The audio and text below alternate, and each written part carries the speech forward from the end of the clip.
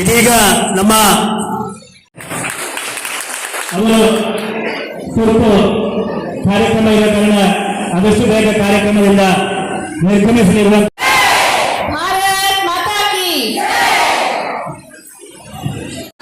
ಉತ್ತಮತೆಯನ್ನು ಉಳಿಸಿಕೊಂಡು ಬಂದಂತಹ ಒಂದು ಧರ್ಮ ಇದು. ಇಡೀ ವಿಶ್ವದಲ್ಲಿ ವಿಶ್ವಗುರು ಅನಿಸಬಲ್ಲಂತಹ ಒಂದು ಭಾರತದಲ್ಲಿ ಹುಟ್ಟೋದೇ ಒಂದು ಪುಣ್ಯ ಅಂತ ಬಹಳಷ್ಟು ಮಂದಿ ಹೇಳ್ತಾರೆ. ನಾನು ಯಾವಾಗಲೂ ಉದ್ಗಾರ ತೆಗೆಯೋದಿದೆ, 7 ಜನ್ಮ ಪುಣ್ಯ ಮಾಡಿದವ ಮಾತ್ರ ಭಾರತದ ಅಂಬೆಯಲ್ಲಿ ಈ ಭಾರತ ದೇಶದಲ್ಲಿ ಒಬ್ಬ ಮಹಿಳೆಯಾಗಿ ಒಂದು ಹಿಂದೂ ಧರ್ಮದ ಮಹಿಳೆಯಾಗಿ ಹುಟ್ಲಿಕ್ಕಾಗೋದು ಅಂತ ನಾನು ಬಹಳ ಸಲ ಉದ್ಗಾರ ತೆಗೆಯೋದಿದೆ. ಪುಣ್ಯ ಮಾಡಿರ್ಬೇಕು ನಾವು ಈ ಮಣ್ಣಲ್ಲಿ ಹುಟ್ಟಲಿಕ್ಕೆ. ಇಲ್ಲಿ ಇರೋ ನದಿಗಳಿಗೂ ಹೆಣ್ಣು ಮಕ್ಕಳ ಹೆಸರಿದೆ. ನಾವು ಯಾರು ಗಂಡು ಮಕ್ಕಳ ಹೆಸರಿನ ನದಿಗಳನ್ನು ಕರೆಯೋದಿಲ್ಲ. ಗಂಗಾ, ಯಮುನಾ, ಸಿಂಧು ಅಂತೇನೆ ಉದ್ಗಾರ ತೆಗಿತೇವೆ. ಹೆಣ್ಣು ಮಕ್ಕಳು ಎಷ್ಟು ಬಹಳ ಮುಖ್ಯ ಆಗ್ತಾರೆ ಅಂದ್ರೆ, ಮನೆಯಲ್ಲಿ ಮಾಡಿದಂತಹ ಅಡಿಗೆಯಲ್ಲಿ ಸಾಂಬಾರಿನ ರುಚಿಯನ್ನ ಮೊದಲು ಯಾರು ನೋಡೋದು ಅಂದ್ರೆ ಅದು ನಾವು ಹೆಣ್ಣು ಮಕ್ಕಳು. ಒಂದ್ ಸ್ವಲ್ಪ ಕೈಗೆ ಸಾಂಬಾರನ್ನ ಹಾಕಿ ನೆಕ್ಕಿ ನೋಡ್ತೇವೆ, ಉಪ್ಪು ಸರಿ ಉಂಟಾ ಅಥವಾ ಖಾರ ಸರಿ ಇದೆಯಾ ಅಂತ. ಕಾರಣ ಇದರಲ್ಲಿ ವಿಷ ಇದ್ರೆ ಮೊದಲು ನಾನೇ ಸಾಯ್ಲಿ ಅಂತಲ್ಲ, ಆದ್ರೆ ರುಚಿಕರವಾದ ಊಟವನ್ನ ಒಬ್ಬ ಗಂಡ ಮಾಡ್ಲಿ ಅನ್ನುವ ಬಹಳ ದೊಡ್ಡ ಮನಸ್ಸು ಯಾರಿಗಾದ್ರೂ ಇದ್ರೆ ಅದು ಹೆಣ್ಮಕ್ಳಾದ ನಮಗೆ ಅಂತ ಬಹಳ ಹೆಮ್ಮೆಯಿಂದ ನಾವು ಹೇಳ್ಬೇಕು ಇವತ್ತು. ಖುಷಿ ಯಾಕೆ ಹೇಳಿದ್ರೆ, ಹೆಣ್ಣು ಮಕ್ಕಳನ್ನ ಬಹಳ ತುಚ್ಛವಾಗಿ ಕಾಣ್ತಾ ಇದ್ದಂತಹ ಬಹಳ ದಿನಗಳನ್ನ ನಾವು ದಾಟಿ ಬಂದಿದ್ದೇವೆ. ಇವತ್ತು ಎಲ್ಲಿವರೆಗೆ ನಾವು ಬೆಳೆದು ನಿಂತಿದ್ದೇವೆ ಕೇಳಿದ್ರೆ, ತೊಟ್ಟಿಲು ತೂಗುವ ಕೈ ಇವತ್ತು ಇಡೀ ದೇಶವನ್ನ ಆಳ್ತದೆ ಅನ್ನುವಷ್ಟರ ಮಟ್ಟಿಗೆ ಬಹಳಷ್ಟು ಬಲಿಷ್ಠವಾಗಿ ಮತ್ತು ಸದೃಢವಾಗಿ ನಿಂತವರು ಯಾರು ಕೇಳಿದ್ರೆ ಹೆಣ್ಣು ಮಕ್ಕಳಾದಂತಹ ನಾವು. ಇವತ್ತು ಎಲ್ಲ ಕ್ಷೇತ್ರಗಳಲ್ಲಿದ್ದೇವೆ ನಾವು.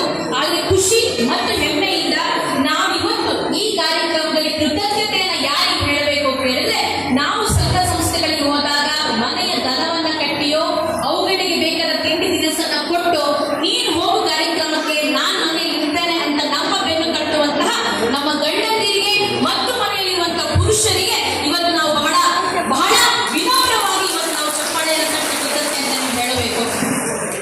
ನಮಗೆ ಇವತ್ತು ಒಬ್ಬ ಗಂಡು ಮಕ್ಕಳು ಅಥವಾ ಮನೆಯಲ್ಲಿರುವಂತಹ ಗಂಡಸು ಸಹಾಯವನ್ನ ಮಾಡದೇ ಇದ್ದಲ್ಲಿ ನಾವು ಇಂತಹ ವೇದಿಕೆಯಲ್ಲಿ ಬಂದು ನಿಲ್ಲಿಕ್ಕಂತೂ ಆಗೋದೇ ಇಲ್ಲ. ಅದು ಖಂಡಿತ. ಹೆಣ್ಣು ಮಕ್ಕಳು ಮುಂದೆ ಈ ಪುಣ್ಯ ಭೂಮಿಯಲ್ಲಿ ಹುಟ್ಟಿದ್ದು ನಮ್ದು ಪುಣ್ಯ, ನಿಮ್ದು ಪುಣ್ಯ. ನಾವು ತುಳುನಾಡಿನವರು, ನೀವು ತುಳುನಾಡಿನ ಭಾಗ. ಇದು ದೈವಿಕ ಭೂಮಿ. ಇಲ್ಲಿ ಈ ಭೂಮಿ ಎಷ್ಟು ಪುಣ್ಯ ಕೇಳಿದ್ರೆ ಇದನ್ನು ನಾವು ಬಹಳ ಚೆನ್ನಾಗಿ ಮತ್ತು ಮನಸ್ಸಿಂದ ಹೇಳ್ಬೋದು. ಭಾಗ್ಯ ಮತ್ತು ಪುಣ್ಯ ಮಾಡಿದವ ಮಾತ್ರ ಕೇರಳದ ಮಣ್ಣಲ್ಲಿ ಮತ್ತು ತುಳುನಾಡಿನಲ್ಲಿ ಹುಟ್ಟುತ್ತಾನೆ ಅನ್ನೋದನ್ನ ಬಹಳ ಹೆಮ್ಮೆಯಿಂದ ಹೇಳಬೇಕು ನಾವು. ಈ ಮಣ್ಣಲ್ಲಿ ಹುಟ್ಟಿದ್ದೇ ಪುಣ್ಯ, ಹುಟ್ಟಿದ್ದೇ ಪುಣ್ಯ. ಒಂದು ನೆನಪಲ್ಲಿ ಇಟ್ಕೊಳ್ಳಿ, ಇಲ್ಲಿ ಹುಟ್ಟಿದ ಮೇಲೆ ಮಕ್ಕಳಿಗೆ ಕೊಡುವ ಸಂಸ್ಕಾರವನ್ನ ನಾವಿವತ್ತು ಬಹಳ ಹೆಮ್ಮೆಯಿಂದ ಮತ್ತು ಖುಷಿಯಿಂದ ಮಕ್ಕಳಿಗೆ ಕೊಡಬೇಕು. ಅರಶಿನ ಕುಂಕುಮ ಕಾರ್ಯಕ್ರಮವನ್ನು ನಾವು ಇವತ್ತು ಇಟ್ಟಿದ್ದೇವೆ. ಇವತ್ತು ಕುಂಕುಮವನ್ನು ಅರಶಿನವನ್ನು ಹಾಕೋದು ಫ್ಯಾಷನ್ ಅಲ್ಲ. ಇವತ್ತು ನಾವು ಯಾರು ಅದನ್ನು ಒಪ್ಪೋದಿಲ್ಲ. ಇವತ್ತು ವೆಸ್ಟರ್ನೈಸೇಷನ್ಗೆ ನಾವು ಹೋಗಿದ್ದೇವೆ. ಇಲ್ಲಿ ಆ ಸಂಸ್ಕೃತಿಯನ್ನು ನಾವು ಮರ್ತು ಬಿಟ್ಟಿದ್ದೇವೆ. ಆದ್ರೆ ನಾನು ಬಹಳ ವೇದಿಕೆಯಲ್ಲಿ ಹೇಳಿದ್ದೇನೆ, ನೀವು ಹಿಂದುತ್ವದ ಮತ್ತು ಹಿಂದೂ ಧರ್ಮದ ಮಹತ್ವವನ್ನು ತಿಳಿಬೇಕು ಕೇಳಿದ್ರೆ ನೀವು ಉಡುಪಿಗೆ ಒಂದ್ಸಲ ಬರಬೇಕು. ನೀವು ಉಡುಪಿಯಲ್ಲಿರುವಂತಹ ರಥಬೀದಿಯನ್ನು ಒಂದ್ಸಲ ತಿರುಗಬೇಕು.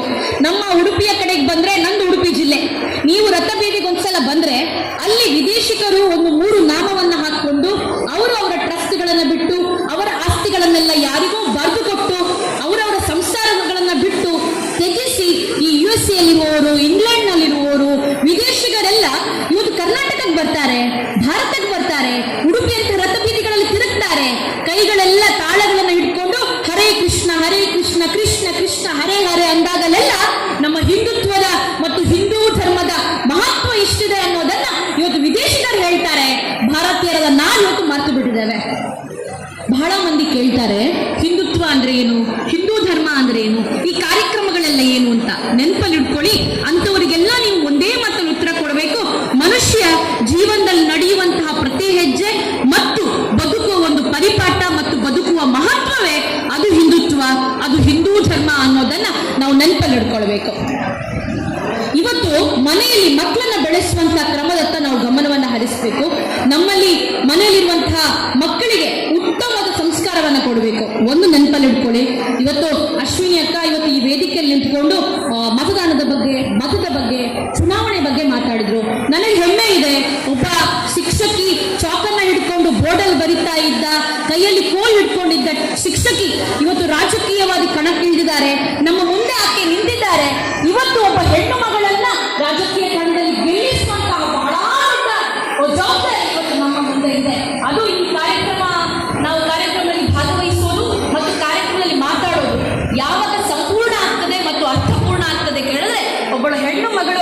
ರಾಜಕೀಯದಲ್ಲಿ ಗೆಲುವನ್ನ ಸಾಧಿಸಿದ್ರೆ ಇದು ಕೇರಳದ ಮಣ್ಣಿನ ಬಹಳ ದೊಡ್ಡ ಸಾಧನೆ ಅಂತ ನಾನು ಭಾವಿಸ್ತೇನೆ.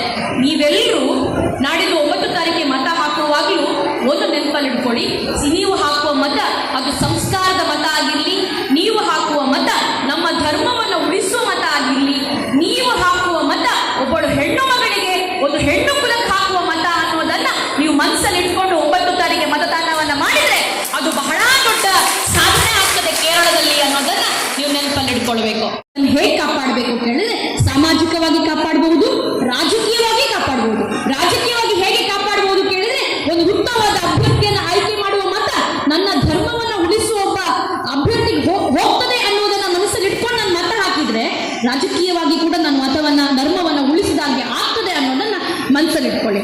ಇನ್ನು ನನ್ನ ಈ ಮಾತುಗಳಿಗೆ ಬರೋದಾದ್ರೆ ಮಕ್ಕಳನ್ನ ಬೆಳೆಸುವ ಬಹಳ ದೊಡ್ಡ ಜವಾಬ್ದಾರಿನ ಒಬ್ಬ ಹೆಣ್ಣು ಮಗಳು ಗೊತ್ತಿರ್ತಾಳೆ. ಯತ್ರ ನಾರ್ಯಸ್ತು ಪೂಜ್ಯಂತೆ ರಮಂತೆ ತತ್ರ ದೇವತಃ ಅನ್ನೋ ಮಾತಿದೆ. ಹೆಣ್ಣು ಮಕ್ಕಳನ್ನ ಎಲ್ಲಿ ಪೂಜಿಸ್ತಾರೋ ಅಲ್ಲಿ ದೇವತೆಗಳು ನೆಲೆಸಿರ್ತಾರೆ ಅಂತ. ನಾನು ಒಬ್ಬ ನ್ಯಾಯವಾದಿ, ನನಗೆ ಗೊತ್ತಿದೆ ಈ ಫೀಲ್ಡ್ ಹೇಗಿದೆ ಅಂತ. ಇನ್ನು ಸ್ವಲ್ಪ ವರ್ಷಗಳಾದರೆ ಎರಡು ಕೇಸ್ ಉಳಿಯೋದು, ಒಂದು ಜಾಗದ್ದು, ಇನ್ನೊಂದು ಡೈವೋರ್ಸ್. ಈ 2 ಕೇಸ್ ಬಿಟ್ಟರೆ ನ್ಯಾಯಾಲಯದಲ್ಲಿ ಬೇರೆ ಕೇಸ್ಗಳು ಇರೋದೇ ಇಲ್ಲ, ಇದು ಸತ್ಯ. ಕೆಲವೊಂದು ಕೇಸ್ಗಳಲ್ಲಿ ಕೆಲವೊಂದು ವಿಚಾರದಲ್ಲಿ ವಿಚ್ಛೇದನ ಬಹಳ ಮುಖ್ಯ ಆಗ್ತದೆ. ಆದರೆ ನನ್ನ ವೃತ್ತಿಯನ್ನು ಬದಿಗೊತ್ತಿ ನನ್ನ ಭಾಷಣದ ಮುಖಾಂತರ ನಾನು ಬಹಳ ಕಡೆ ಹೇಳಿದ್ದೇನೆ, ಸಂಸಾರವನ್ನು ಉಳಿಸುವ ಬಹಳ ದೊಡ್ಡ ಜವಾಬ್ದಾರಿ ಒಬ್ಬ ಹೆಣ್ಣು ಮಗಳ ಮೇಲಿದೆ. ಒಂದು ಹೆಣ್ಣು ಮಗಳು ಮನೆಯಲ್ಲಿ ಹುಟ್ಟಿದ್ರೆ ಅವಳಿಗೆ ಯಾವಾಗ ಮದುವೆ ಮಾಡ್ತೇನೆ, ಅಲ್ಲಿಗೆ ಎದ್ದಾಗ ಮದುವೆ ಮಲ್ತು ಕೊಡ್ತೀನಿ, ಅಲ್ಲನವರ ಇಲ್ಲದ ಕಡ ಹುಡ್ಕ ಅನ್ನೋದು ಜವಾಬ್ದಾರಿ ಅಲ್ಲ. ನಾನು ಮದುವೆ ಮಾಡಿ ಕೊಟ್ಟ ನನ್ನ ಮಗಳು ಹೋಗುವಾಗ ಸ್ವಾವಲಂಬಿಯಾಗಿ ಒಂದು ಉದ್ಯೋಗವನ್ನು ಅವಳ ಕೈಯಲ್ಲಿ ಇಟ್ಕೊಂಡು ಹೋದ ಮನೆಯಲ್ಲಿ ಆ ಮನೆಯಲ್ಲಿ ಏನು ಕಷ್ಟ ಬಂದರೂ ಅವಳದನ್ನು ಎದುರಿಸಿ ಸ್ವಾವಲಂಬಿಯಾಗಿ ಅವಳು ಉದ್ಯೋಗ ಮಾಡಿ ಜೀವನವನ್ನು ನಡೆಸುವಷ್ಟರ ಮಟ್ಟಿಗೆ ನಾನು ನನ್ನ ಮಗಳನ್ನು ಸದೃಢಗೊಳಿಸಿದ್ದೇನೆ. ಅವಳನ್ನ ಹೋದ ಮನೆಯಲ್ಲಿ ಅತ್ತೆ ಮತ್ತು ಮಾವನನ್ನ ತಂದೆ ತಾಯಿಯ ರೀತಿ ಆಕೆ ನೋಡಬೇಕು. ಹೋದ ಮನೆಯಲ್ಲಿ ಹೋಗುವ ಮನೆಯನ್ನ ಕೂಡ ಆಕೆ ಬೆಳಗಬೇಕು ಅನ್ನುವ ಒಂದು ನೈತಿಕ ಮೌಲ್ಯವನ್ನ ಒಂದು ಹೆಣ್ಣು ಮಗಳಿಗೆ ಕೊಟ್ಟು ಮದುವೆ ಮಾಡ್ತೀರಲ್ಲ, ಅದು ಜವಾಬ್ದಾರಿಯುತ ಮದುವೆ ಅಂತ ನಾನು ಭಾವಿಸ್ತೇನೆ. ಯಾಕೆ ಕೇಳಿದ್ರೆ ಹಿಂದುತ್ವದ ಮತ್ತು ಹಿಂದೂ ಧರ್ಮದ ಮೂಲ ತತ್ವವೇ ಕೌಟುಂಬಿಕ ಸಾಮರಸ್ಯ. ಇತ್ತೀಚೆಗೆ ರಾಷ್ಟ್ರೀಯ ಸ್ವಯಂ ಸೇವಕ ಸಂಘ 100 ವರ್ಷಗಳನ್ನು ಪೂರೈಸಿತ್ತು. ನಮ್ಮ ಆ ಪಂಚ ಪರಿವರ್ತನೆಗಳಲ್ಲಿ ಸಂಘ ಶಿಕ್ಷಣ ಬಹಳ ಚೆನ್ನಾಗಿ ಮಾತಾಡ್ತದೆ, ಕೌಟುಂಬಿಕ ಸಾಮರಸ್ಯ ಬಹಳ ಮುಖ್ಯ ಅಂತ. ಒಂದು ಪುಟ್ಟ ಕತೆ ಹೇಳ್ತೇನೆ ನಿಮಗೆ.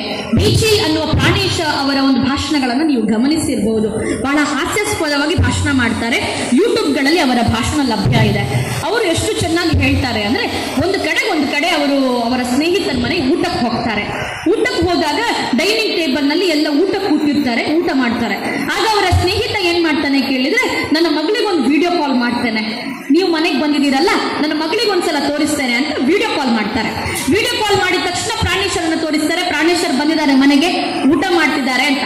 ಪ್ರಾಣೇಶ್ವರು ಹಾಯ್ ಅಂತಾರೆ, ಹೇಗಿದ್ದೀಯಾ ಕೇಳ್ತಾರೆ. ನಾನು ಆರಾಮಿದ್ದೇನೆ ಅಂಕಲ್, ನೀವು ಹೇಗಿದ್ದೀರಾ, ಇಲ್ಲ ಚೆನ್ನಾಗಿ ಮಾತಾಡ್ತಾರೆ ವಿಡಿಯೋ ಕಾಲಲ್ಲಿ. ಅದಾದ್ಮೇಲೆ ವಿಡಿಯೋ ಕಾಲ್ ಕಟ್ ಆಗ್ತದೆ.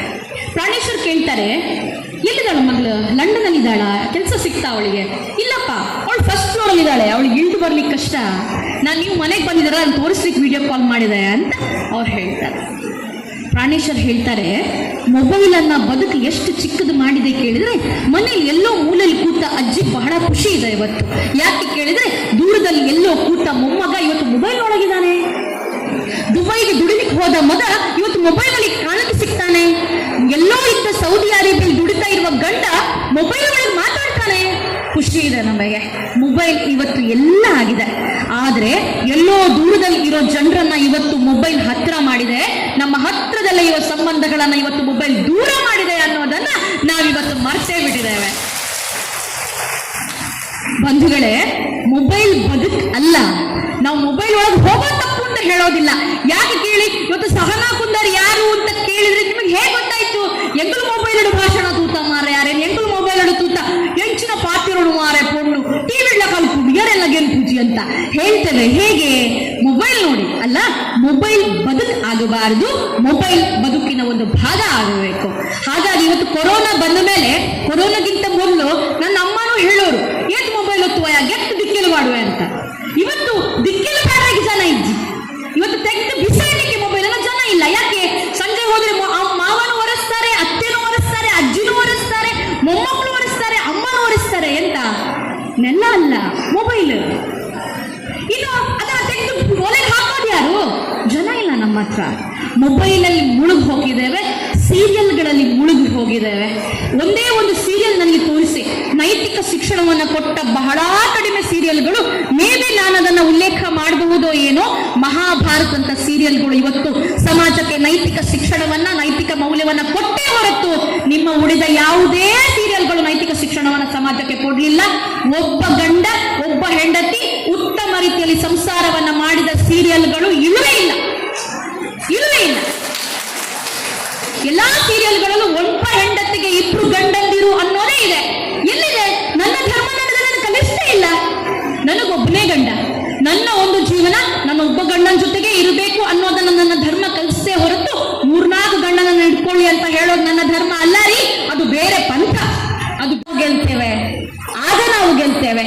ಮನೆಯಲ್ಲಿ ಅರ್ಥಾತ್ ಒಂದು ಅರ್ಧ ಗಂಟೆ ಕೂತು ತಾಳ ಹಿಡಿಲಿಕ್ಕೆ ನಮಗೆ ಸಮಯ ಇಲ್ಲದೆ ಇದ್ರು ಶ್ರೀ ಗುರುಚರಣ ಸರೋಜ ರಜ ನಿಜ ಮನ ಮುಕುರು ಸುಧಾರಿ ಅನ್ನೋ ಹನುಮಾನ ಚಾಲಿಸಗಳು ನಮ್ಮ ಮಕ್ಕಳ ಬಾಯಲ್ಲಿ ಬಂದಾಗ ಒಬ್ಬ ತಾಯಿ ಗೆಲ್ತಾಳೆ ಅನ್ನೋದನ್ನ ನೀವು ಮರಿಬಾರ್ದು.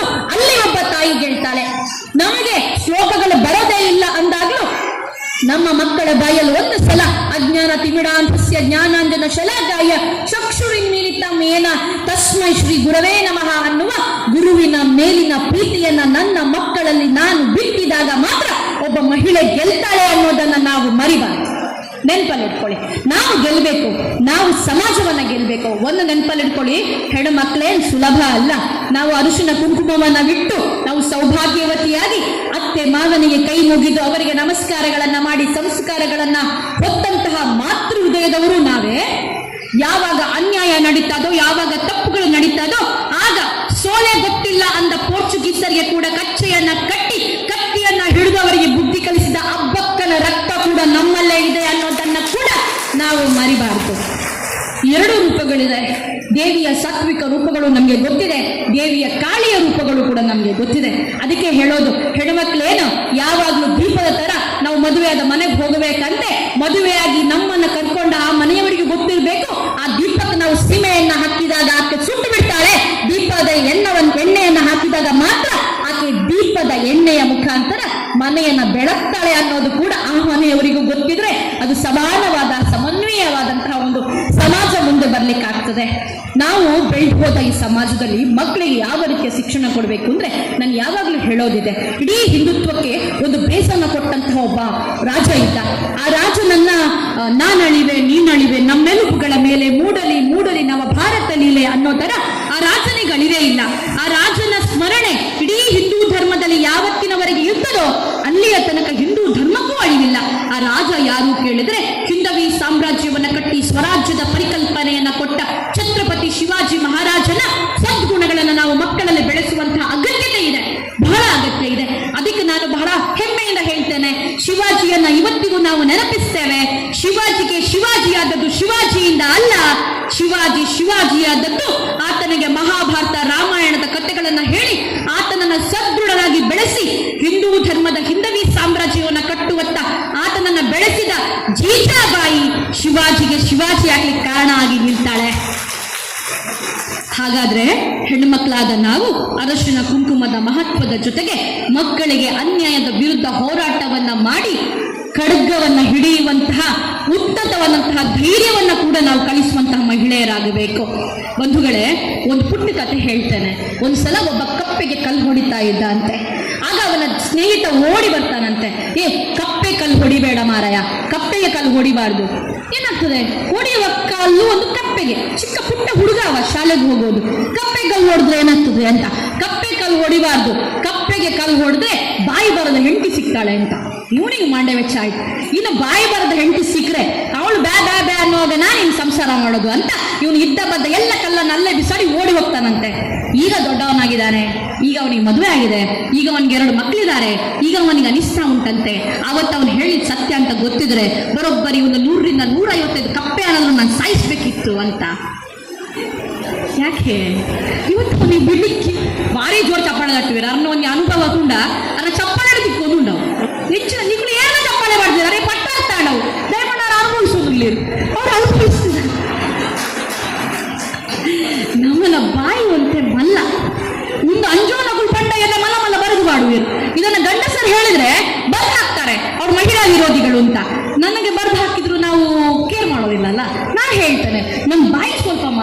ದೊಡ್ಡದು ನಮ್ದು ಹೆಣ್ಮಕ್ಳದ್ದು. ಯಾರು ತಪ್ಪು ಹೇಳಿದ್ರೆ ನಾನು ಅದು ಹೌದು ಅಂತಾನೆ ಹೇಳ್ತೇನೆ.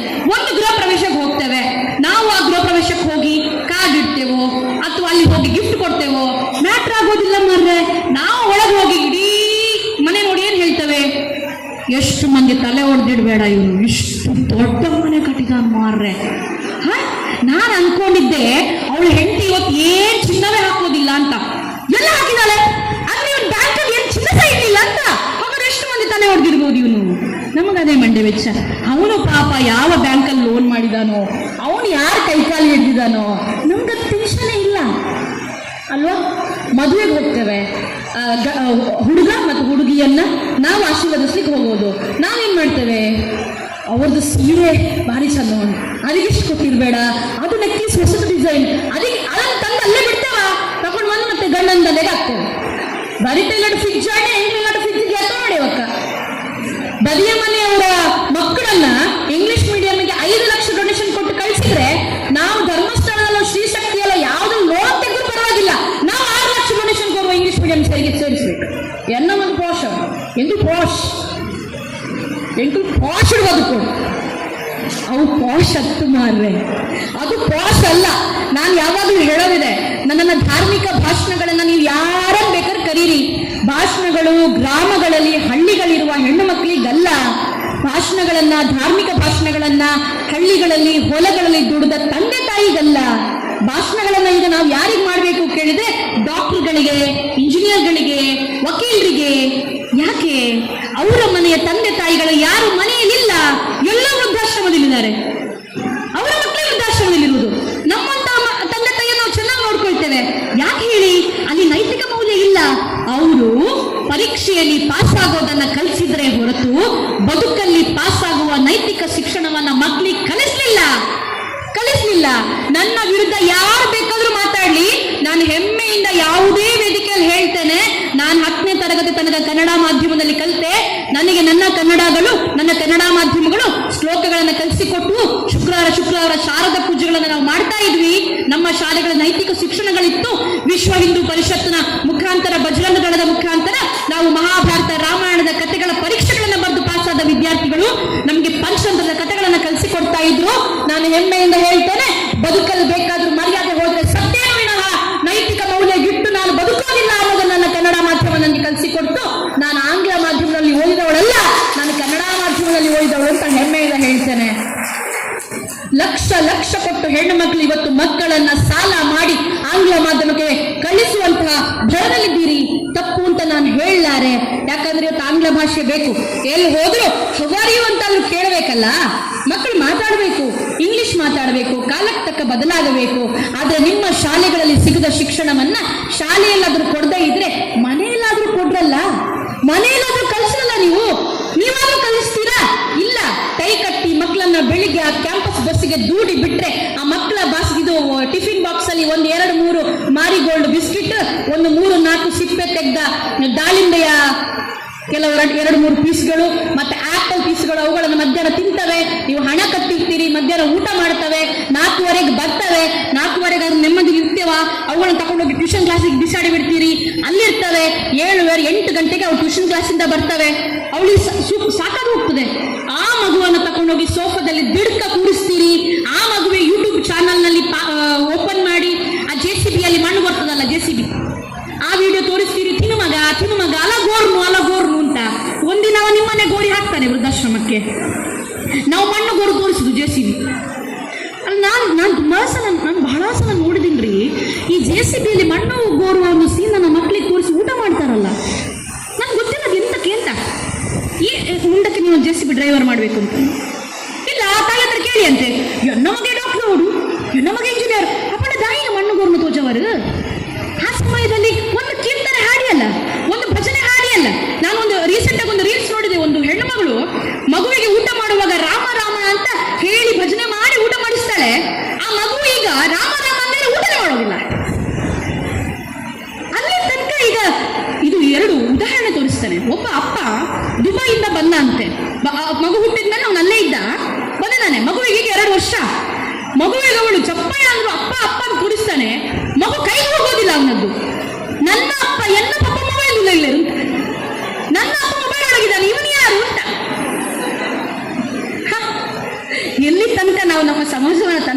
ಕೇಳ್ತೇವೆ, ನಮಗೆ ಹೇಳೋವಾಗ್ಲೂ ಕೇಳೋವಾಗ್ಲೂ ನಗು ಬಂದು ಬಿಡ್ತದೆ. ಒಂದು ಕಥೆ ನನಗೆ ನೆನಪಾಗ್ತದೆ. ಒಂದು ಸಲ ಸೀತಾಮಾತೆ ಒಂದು ಕುಂಕುಮವನ್ನು ತನ್ನ ಹಣೆಗೆ ಇಡ್ತಾಳಂತೆ. ಕುಂಕುಮವನ್ನು ತನ್ನ ಹಣೆಗೆ ಇಡ್ತಾಳೆ ಸೀತಾಮಾತೆ. ಆಗ ಹನುಮಾನ್ಜಿ ಬಂದು ಕೇಳ್ತಾರಂತೆ, ಮಾತೆ ಯಾಕೆ ಕುಂಕುಮವನ್ನು ಹಣೆಗಿಟ್ಟೆ ಅಂತ. ಆಗ ಆಕೆ ಹೇಳ್ತಾಳಂತೆ, ಇದು ನಾನು ನನ್ನ ರಾಮನ ಮೇಲೆ ತೋರಿಸುವ ಪ್ರೀತಿ ಅಂತ ಅಲ್ವಾ, ನನ್ನ ಗಂಡನ ಮೇಲಿನ ಪ್ರೀತಿಗೆ ನಾನೊಂದು ಹಣೆ ಕುಂಕುಮ ಇಡ್ತೇನೆ ಅಂತ. ಹನುಮಾನ್ಜಿ ಓಡಿ ಹೋಗ್ತಾರಂತೆ, ಇಡೀ ಕುಂಕುಮವನ್ನು ತನ್ನ ಮೈಗೆಲ್ಲ ಹಚ್ಕೊಳ್ತಾರಂತೆ. ಆಗ ಸೀತೆ ಮತ್ತೆ ಯಾಕೆ ಹನುಮ ಹೀಗೆ ಮಾಡಿದೆ ಅಂದಾಗ ಹನುಮ ಹೇಳಿದ್ರಂತೆ, ಮಾತೆ ನಿಮ್ಮ ಪ್ರೀತಿ ಒಂದು ಚಿಟಿಕೆ ಮಾರೆ, ನೀವು ಇಲ್ಲಿಟ್ರಿ, ನನಗೇನಪ್ಪ, ನಾನು ರಾಮನನ್ನ ಇಡೀ ದೇಹದಲ್ಲೇ ಪೂಜಿಸ್ತೇನೆ, ನನಗೆ ಅವನಿಗೆ ಹೇಗೆ ಪ್ರೀತಿ ತೋರಿಸ್ಲಿ, ಇಡೀ ದೇಹಕ್ಕೆ ಕುಂಕುಮ ಹಚ್ಕೊಂಡೆ ಅಂತ ಹನುಮ ಹೇಳ್ತಾರಂತೆ. ಮುಕ್ತವಾದ ಪ್ರೀತಿಯದು, ಬಹಳ ಚೆನ್ನಾದ ಪ್ರೀತಿಯದು. ಪ್ರೀತಿಯಲ್ಲಿ ಮೋಸ ಇಲ್ಲ, ಅಲ್ಲಿ ಭಕ್ತಿ ಮಾತ್ರ ಇತ್ತು. ರಾಮನ ಬದುಕನ್ನು ನೋಡಿ ಮಗನಾಗಿ ಹೇಗೆ ಬದುಕಬೇಕು ಅಂತ ಇತ್ತು.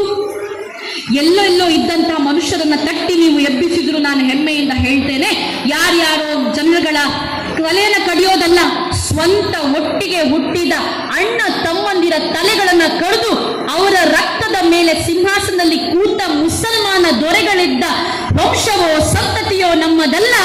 ಅಣ್ಣ ಎಲ್ಲೋ ವನವಾಸದಲ್ಲಿದ್ದಾನೆ ಅಂತ ಆತನ ಪಾದುಕೆಯನ್ನ ಸಿಂಹಾಸನದಲ್ಲಿ ಇಟ್ಟು ರಾಜ್ಯಭಾರ ಮಾಡಿದ ಅದ್ಭುತವಾದಂತಹ ಬೈದನೇಲೇಟು ಕುಡೊಂಜಿ ಸಮಯ ಅಂಡಂದು ಹೀರೆ ಬನ್ನೆ ಅಂದ ಅದ್ಭುತವಾದಂತಹ ವಂಶ ನಮ್ಮದು. ತಮ್ಮನ ಅಣ್ಣನ ಪಾದುಕೆಯನ್ನ ಸಿಂಹಾಸನದಲ್ಲಿ ಇಟ್ಟು ರಾಜ್ಯಭಾರ ಮಾಡಿದ ಭರತನ ವಂಶ ನಮ್ಮದು. ಅಂತಹ ಸಂಸ್ಕೃತಿಯನ್ನ ಮಕ್ಕಳಿಗೆ ಕೊಟ್ಟು ಬೆಳೆಸಿ. ಒಂದು ನಿಮ್ಮಲ್ಲಿ ನಾನು ವಿನಂತಿಸ್ತೇನೆ, ಸೌಭಾಗ್ಯವತಿ ಮತ್ತು ಮುತ್ತೈದೆತನ ಅಂತ ಏನು ಹೇಳ್ತಾರೋ ಅದರ ಬಗ್ಗೆ ಭಾಷಣ ಮಾಡ್ಲಿಕ್ಕೆ ನಾನು ಅರಿಯೆ. ಯಾಕಂದ್ರೆ ನನಗೆ ಮದುವೆ ಆಗಲಿಲ್ಲ, ಇನ್ನು 7 ದಿನ ಉಂಟು, 25 ದಿನ, ಇನ್ನು 25 ದಿನದಲ್ಲಿ ನನ್ನ ಮದುವೆ ಇದೆ. ಅದಾದ್ಮೇಲೆ ಬರುವ ವರ್ಷ ನಾನು ಬಂದು ಅದರ ಬಗ್ಗೆ ಮಾತಾಡ್ತೇನೆ. ಆದರೆ ನಾನು ನಿಮ್ಮ ಹತ್ರ ಒಂದು ಬೇಡ್ಕೊಳ್ತೇನೆ, ಒಂದು ನೆನಪಲ್ಲಿ ಇಟ್ಕೊಳ್ಳಿ, ರಾಜಕೀಯವಾಗಿ ಒಂದು ಹೆಣ್ಣು ಬಲಿಷ್ಠ ಆಗಬೇಕು ಕೇಳಿದ್ರೆ ಅದಕ್ಕೆ ಮನೆಯಲ್ಲಿದ್ದ ಹುಡುಗರು ಕೂಡ ಅಷ್ಟೇ ಸಪೋರ್ಟ್ ಮಾಡಬೇಕು. ಈಗ ನಾನು ಮದುವೆ ಆದ್ಮೇಲೆ ನನ್ನ ಗಂಡ ಇನ್ನು ಭಾಷಣಕ್ಕೆಲ್ಲ ಹೋಗಬೇಡ ಹೇಳಿದ್ರೆ ನನ್ನ ಮನೇಲಿ ಕೂತ್ಕೊಳ್ಳಿಕ್ಕೆ ಆಗ್ತದ? ಹಾಗಂತ ಗಂಡನನ್ನ ಬಿಡ್ಲಿಕ್ಕೆ ಆಗ್ತದ? ಇಲ್ಲ. ಈ ಹೆಂಚಿನ ಮಲ್ಪು ಈ ಸಮಾಜದ ನಿಂಗೆ ಗೊತ್ತುಂಡು, ಈ ಅಲ್ಪನೆ ಇಪ್ಪು ಎಂಕ್ಲೆ ಒಂಟ ಟೈಮ್ ಕೊಡು ಅಂತ ಹೇಳುವ ಒಬ್ಬ ಹುಡುಗ ನಮಗೆ ಸಿಕ್ಕರೆ ಅದಕ್ಕಿಂತ ಭಾಗ್ಯ ಬೇಕಾ ಹೇಳಿ? ನನಗೇನು ಎಲ್ಲಿ ಪುಣ್ಯ ಮಾಡಿದ್ರೇನೋ ಅಂತ ಒಬ್ಬ ಹುಡುಗ ಸಿಕ್ಕಿದ್ದಾನೆ. ಆದ್ರೆ ನನ್ನ ಮದುವೆಯ ನಡುವೆ ನಾನು ಒಂದು 4-5 ದಿನ ನಿಮ್ಮ ಜೊತೆಗಿದ್ದೆ. ಅವ್ರಿಗೆ ಗೊತ್ತಿದೆ ನಾನು ಇಲ್ಲಿದ್ದೆ. ಯಾಕೆ ಕೇಳಿದ್ರೆ ನನಗೆ ನನ್ನ ಸ್ವಂತಕ್ಕಿಂತ ನನ್ನ ಧರ್ಮ ಒಂದು ಸ್ವಲ್ಪ ಆದ್ರೂ ಮುಖ್ಯ ಅಂತ ಅನಿಸ್ತದೆ. ನೀವು ನಂಬ್ತಿರೋ ಇಲ್ವೋ ಗೊತ್ತಿಲ್ಲ, ಮನುಷ್ಯ ಬದುಕಬೇಕು. ನಾನು ನನ್ನ ಉದಾಹರಣೆ ಕೊಟ್ಟು ನಾನು ದೊಡ್ಡ ಜನ ಅಂತ ಹೇಳೋದಲ್ಲ. 1 ತಾರೀಕಿಗೆ ನನ್ನ ಮದುವೆ ಇದೆ, 2 ತಾರೀಕಿಗೆ ನನಗೆ ಧಾರ್ಮಿಕ ಭಾಷಣ ಇದೆ. ನಾನು ಭಾಷಣ ಬಿಡಲಿಲ್ಲ, ನೆಕ್ಸ್ಟ್ ಡೇ ನಾನು ಹೋಗ್ತೇನೆ. ಯಾಕೆ ಹೇಳಿ? ನನಗೆ ಧರ್ಮ ಜಾಗೃತಿ ಮುಖ್ಯ, ನನಗೆ ಧರ್ಮ ಮುಖ್ಯ. ದೇವರು ನನ್ನ ಈ ಜನ್ಮವನ್ನು ಸಮಾಜಕ್ಕೋಸ್ಕರ ಕೊಟ್ಟಿದ್ದಾನೆ ಅಂದ್ರೆ ನನ್ನ 24 ಗಂಟೆ ಕೂಡ ಅದು ಸಮಾಜಕ್ಕೆ. ಅದರಲ್ಲಿ 2-3 ಮಾತಾಡಲಿ ಯೋಚನೆ ಮಾಡ್ಲಿಕ್ಕಿಲ್ಲ. ನಾವು ಹಾಗೆ ಬದುಕಬೇಕು ನಾವು. ಮತ್ತೆ ಕಡೆಯದಾಗಿ ಒಂದು ಮಾತು ಹೇಳಿ ನನ್ನ ಮಾತು ಮುಗಿಸ್ತೇನೆ. ಏನಂತ ಕೇಳಿದ್ರೆ, ಎಲ್ಲರನ್ನ ಮೆಚ್ಚಿಸಿ ಬದುಕಲಿಕ್ಕೆ ಆಗೋದಿಲ್ಲ. ನನ್ನ ಭಾಷಣ ನೀವು ಆ ವಿಷಯವನ್ನ ಕೇಳಿರ್ಬೋದು. ರಾಮ ಎಲ್ರಿಗೂ ಇಷ್ಟ ಆಗ್ತಾನೆ, ಪರಮಾತ್ಮ ಆತ, ಮರ್ಯಾದಾ ಪುರುಷ ಆತ. ನನ್ನ ಹತ್ರ ನಿನಗೆ ಎಂತ ಗಂಡ ಬೇಕು ಕೇಳಿದ್ರೆ ನಾನು ಹೇಳ್ತೇನೆ ನನಗೆ ರಾಮನಂತ ಗಂಡನೇ ಬೇಕು ಅಂತ. ಆದ್ರೆ ರಾಮನನ್ನ ಕಂಡ್ರೆ ರಾವಣನಿಗಾಗಲಿಲ್ಲ. ಸದ್ಗುಣಗಳಿದ್ವು, ಆದ್ರೂ ರಾವಣನಿಗೆ ಅವನನ್ನು ಕಂಡ್ರೆ ಆಗ್ಲೇ ಇಲ್ಲ. ಕೃಷ್ಣ ಭಗವಾನ್ಜಿ ಇಡೀ ಪ್ರಪಂಚಕ್ಕೆ ಆತ ಬದುಕಿನ ಸಾರವನ್ನ ಕೊಟ್ಟ. ಕಂಸನಿಗೆ ಅವನನ್ನ ಕಂಡ್ರೆ ಆಗ್ಲಿಲ್ಲ. ಹಾಗಾದ್ರೆ ಹೇಳಿ, ದೇವರಿಗೆ ಎಲ್ಲರನ್ನ ಮೆಚ್ಚಿಸಿ ಬದುಕಲಿಕ್ಕೆ ಆಗ್ಲಿಲ್ಲ, ತೃಣಕ್ಕೆ ಸಮಾನರಾದ ಮನುಷ್ಯರು ನಾವು ಎಲ್ಲರನ್ನ ಮೆಚ್ಚಿಸಿ ಬದುಕಲಿಕ್ಕೆ ಆಗ್ತದಾ? ಇಲ್ಲ. ನೀವು ಇಂತಹ ಮೋರ್ಚಾದ ಕಾರ್ಯಕ್ರಮಗಳಿಗೋ, ಮಹಿಳಾ ಮೋರ್ಚಾದ ಕಾರ್ಯಕ್ರಮಕ್ಕೋ, ಪಕ್ಷದ ಕಾರ್ಯಕ್ರಮಕ್ಕೋ, ಸಂಘಟನೆ ಕಾರ್ಯಕ್ರಮಕ್ಕೋ ಬಂದಾಗ ಬದಿ ಮನೆಯವರು ಎಂತ ಹೇಳ್ತಾರೆ? ಪೂರ ಬಿಲಸ್ಬಿಡ್ತೋಳು ಮಾರೆ, ಅಲ್ಲ ಮಾಮಿ ಬೇಕೇನು ಜರ ಅಂತ. ಅವಳ ಅತ್ತೆ ಕೇಳುವುದಿಲ್ಲ ಅಂತ, ಎಲ್ಲ ಅವಳ ಅತ್ತೆ ಮಾಡುದು ಅಂತ. ಇವಳೆಲ್ಲ ಕಾರ್ಯಕ್ರಮಕ್ಕೆ ಹೋಗುದೆ, ಅವಳ ಗಂಡನ ಕೇಳುವುದಿಲ್ಲ. ಹೇಳೋರು ಹೇಳಿ ಯಾರು ಮನೆಯಲ್ಲೋ ಕೂತು ಅಲ್ಲೇ ಮೂಲೆ ಗುಂಪು ಆಗಿ ಯಾರು. ನಾವು ಮಾತ್ರ ಮುಂದೆ ಬರಬೇಕು, ನಾವು ಸಮಾಜ ಜೊತೆಗೆ ಬೆರಿಬೇಕು. ನಾವು ಹುಟ್ಟಿದ ಮೇಲೆ ನಮ್ಮನ್ನ ಯಾರಾದ್ರೂ ಸುಟ್ಟ ಮೇಲೆ ಎಲ್ಲೋ ಒಂದು ಕಡೆ ಕೂತು ಹೇಳಬೇಕು.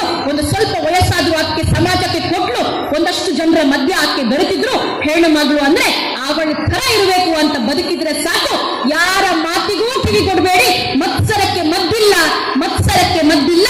ನಮ್ಮ ಸಾಧನೆಗಳು ಮಾತ್ರ ಈ ಸಮಯದಲ್ಲಿ ಉಳಿತದೆ. ಟೀಕೆಗಳು ಸಾಯುತ್ತವೆ, ಸಾಧನೆಗಳು ಉಳಿಯುತ್ತವೆ ಅನ್ನೋದನ್ನ ಮನಸ್ಸಲ್ಲಿ ಇಟ್ಕೊಂಡು ಹೆಣ್ಣು ಮಕ್ಕಳಾಗಿ ಒಂದು ಒಂದು ಸಲ ಯೋಚನೆ ಮಾಡಿ ನಾಡಿದ್ದು ಮತ ಕೊಡಿ ಮತ್ತು ಸಮಾಜಕ್ಕೆ ಮತ್ತು ಧರ್ಮಕ್ಕೆ ನಿಮ್ಮ ಜೊತೆಯಾಗಿ. ಯಾಕಂದ್ರೆ ಅಶ್ವಿನಕ್ಕನ ಬಗ್ಗೆ ನಾನು ಹೆಚ್ಚಿಗೆ ಮಾತಾಡೋದಿಲ್ಲ, ನಿಮಗೆ ಗೊತ್ತಿದೆ. ನನಗೊಬ್ಬ ಆಕೆ ಬಹಳ ಆತ್ಮೀಯಳು ಮತ್ತು ನಾನು ಬಹಳ ಗೌರವಿಸುವಂತಹ ವ್ಯಕ್ತಿಗಳಲ್ಲಿ ಅವರು ಕೂಡ ಒಬ್ಬ ಶಿಕ್ಷಕಿಯಾಗಿ ತಾನು ತನ್ನ ಜೀವನವನ್ನ ಕಳೆದು ತನ್ನ ಸಮಾಜದ ಜೊತೆಗೆ ತನ್ನ ಸಂಸಾರದ ಜೊತೆಗೆ ನಮ್ಮೊಟ್ಟಿಗೆ ನಿಂತ ಹುಡುಗಿ. ಆಕೆ ಗೆದ್ರೆ ಅದು ನಾವು ಗೆದ್ದಂತೆ.